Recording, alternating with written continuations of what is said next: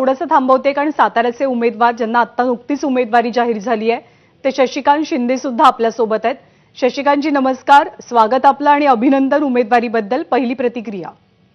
आभारी आहे आदरणीय पवार साहेब, जयंत पाटील, पक्षाच्या सर्व नेत्यांचं, सातारा जिल्ह्यातल्या माझ्या महाविकास आघाडीच्या सर्व नेत्यांचं, त्याचबरोबर महाराष्ट्राच्या सगळ्या उद्धवजी ठाकरे असतील, बाळासाहेब थोरात वगैरे सगळ्या नेत्यांचं, पृथ्वीराज चव्हाण वगैरे सगळ्यांचं मनापासून आभारी व्यक्त करतो। त्यांनी माझ्यावर विश्वास टाकला। आताच्या ह्या लढाईच्या कालावधीमध्ये महाराष्ट्राचा जो इतिहास घडवतोय त्यामध्ये माझ्यावर जो विश्वास टाकला तो सार्थ करण्याचा निश्चितपणाने मी प्रयत्न करेन।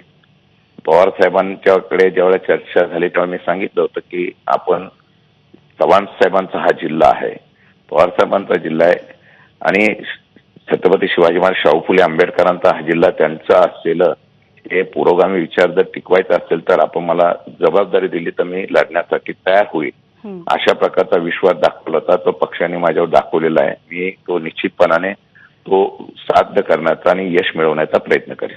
गेल्या वेळची सातारा लोकसभेची निवडणूक अत्यंत नाट्यमय घडामोडींची होती, अगदी उमेदवारीपासून सगळ्या गोष्टी। यावेळेचं चित्र कसं असेल?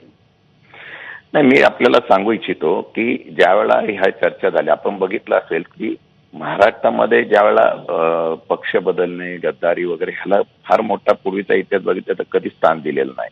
विशेषतः या ठिकाणी 1999 साली पक्षाची स्थापना झाली तेव्हापासून या जिल्ह्याने सातत्याने आदरणीय पवार साहेबांच्या पाठीमागे उभं राहण्याचा निर्णय घेतलेला आहे।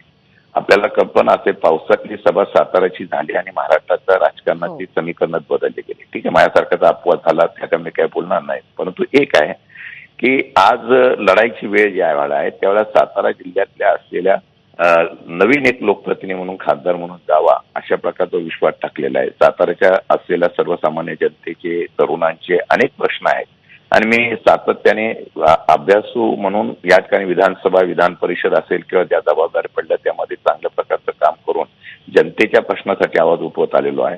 आता लोकसभेच्या या माध्यमातून या सातारा जिल्ह्यातले अनेक प्रश्न आहेत। जर आपण बघितलं केंद्रातले बरेच योजना ह्या जास्तीत जास्त राज्यामध्ये केंद्राच्या येतात, त्याचा अभ्यास पुन्हा आणण्याचा प्रयत्न करणे, पूर्वीच्या असलेल्या सातारा जिल्ह्यातल्या खासदारांच्या जे काही फार मोठे नेते खासदार होऊन गेलेले आहेत, श्रीनाथ पाटलांपर्यंतचे, त्यांनी जो आदर्श दाखवला त्याप्रमाणे या सातारा जिल्ह्यातल्या लोकांचं मनापासून त्या ठिकाणी काम करण्याचा प्रयत्न भविष्य काळामध्ये करेल।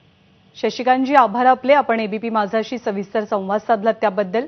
तर रावेर आणि सातारा या दोनही मतदारसंघाचे उमेदवार राष्ट्रवादी शरदचंद्र पवार पक्षाकडून जाहीर झालेले आहेत। शशिकांत पाटील यांना साताऱ्यातनं उमेदवारी मिळाली आहे, तर श्रीराम पाटील यांना रावेरमधनं उमेदवारी जाहीर झाली आहे। आणि इकडे पंतप्रधान नरेंद्र